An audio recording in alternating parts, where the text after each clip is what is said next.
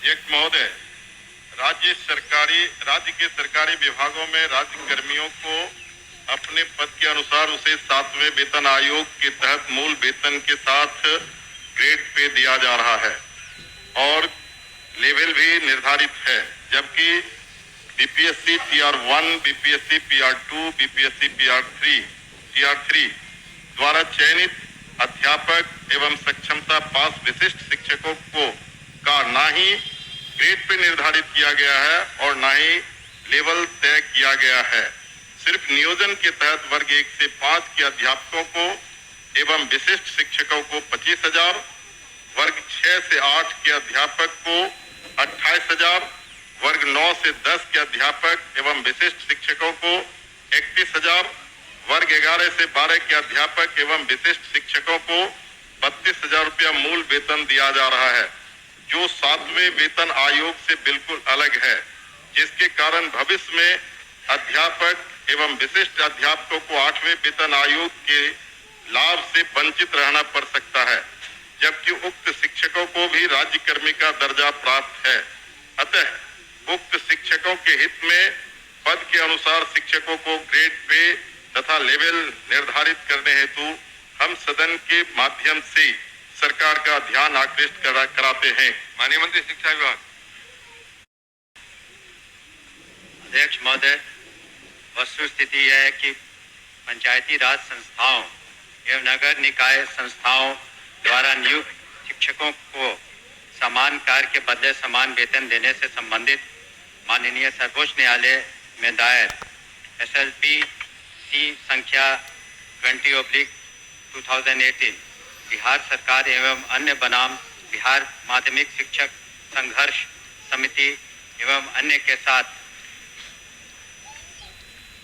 दिनांक 10/5/2019 को पारित आदेश, जिसमें माननीय उच्च न्यायालय के द्वारा समान कार्य के बदले समान वेतन देने हेतु पारित आदेश को निरस्त कर दिया गया है। राज्य सरकार पंचायती राज संस्थाओं एवं नगर निकाय संस्थाओं द्वारा नियुक्त शिक्षकों को बेहतर वेतन एवं सेवा शर्त हेतुकृत संकल्पित रही है।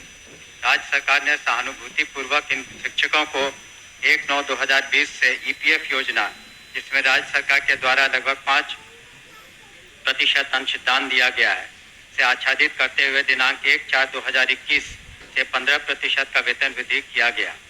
पुनः राज्य सरकार द्वारा स्थानीय निकाय शिक्षकों को बेहतर सेवा शर्त एवं वेतन प्राप्त हो के परिप्रेक्ष्य में बिहार विद्यालय विशिष्ट शिक्षा नियमावली 2023 अधिसूचित किया गया।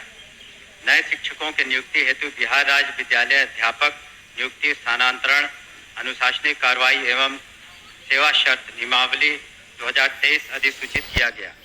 सरकार द्वारा इन दोनों नियमावली से नया पद सृजित किया गया। यह पद 7वें वेतन आयोग लागू होने के बाद सृजित किए गए हैं, इसलिए यह पद 7वें वेतन आयोग द्वारा निर्धारित पदों में सम्मिलित नहीं है। सरकार द्वारा सरकार के अन्य बहुत सारे पद सृजित किए जाते हैं जो 7वें वेतन आयोग में सम्मिलित नहीं होते हैं। इन दोनों नियमावली के तहत वर्ग 1 से 5 के शिक्षकों को 25,000, वर्ग 6 से 8 के शिक्षकों को 28,000, वर्ग 9 से 10 के शिक्षकों को 31,000 एवं वर्ग 11 से 12 के शिक्षकों को 25,000 प्रारंभिक वेतन निर्धारित करते हुए पे मैट्रिक्स का निर्धारण किया गया। उक्त नियमावली के तहत शिक्षकों को बेहतर प्रोन्नति का लाभ दिया गया। अगले संभावित जो वेतन आयोग 8वां वेतन आयोग में ये शिक्षा विभाग द्वारा इन विद्यालय अध्यापकों एवं विशिष्ट शिक्षकों के वेतन मान को उचित स्तर पर निर्धारित करने हेतु वित्त विभाग को अनुशंसित किया जाएगा।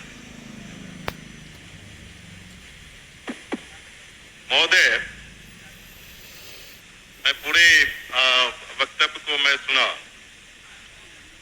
सरकार बीपीएससी का एग्जामिनेशन लेकर के सरकार ने घोषणा किया कि वो राज्यकर्मी होंगे।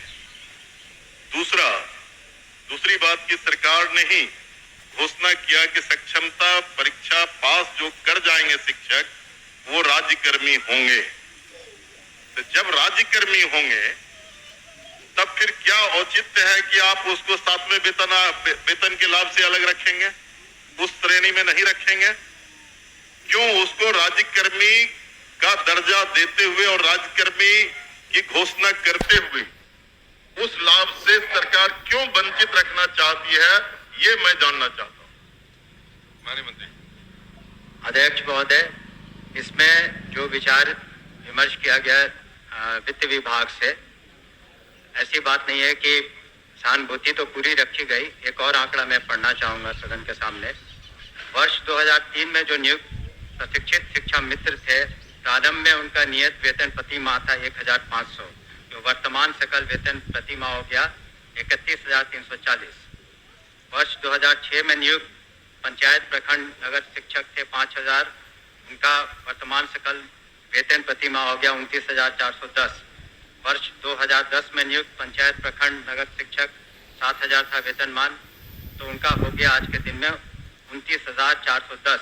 वर्ष 2013 में नियुक्त पंचायत प्रखंड नगर शिक्षक 10,000 थे, उनका आज के दिन में 29,410 सकल वेतन प्रति माह हुआ। ये वित्त विभाग की सोच थी कि इनका 7वें वेतन आयोग से आच्छादित नहीं होंगे और इनके लिए अलग से उन्होंने एक पे मैट्रिक्स बनाई। लेकिन साथ ही हमने ये भी कहा कि भविष्य में जब 8th पे कमीशन लागू होगा तो उसमें फिटमेंट कमेटी बैठती और फिटमेंट कमेटी जिस श्रेणी में ये फिट करेंगे उसमें उनको आच्छादित करेंगे। धन्यवाद।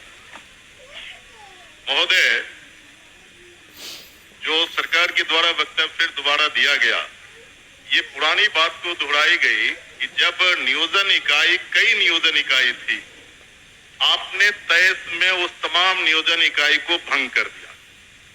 अब जिला स्तर पर नियोजन इकाई आपने गठित कर दिया, जितने जिला है उतने ही नियोजन इकाई है, और आपने आपके फैसले से सरकार ने फैसला लिया कि अब तमाम जो पहली प्रक्रिया थी उसको हम समाप्त करते हैं और बीपीएससी से एग्जामिनेशन लेकर के हम शिक्षक को बहाल करेंगे और वो राज्यकर्मी होंगे।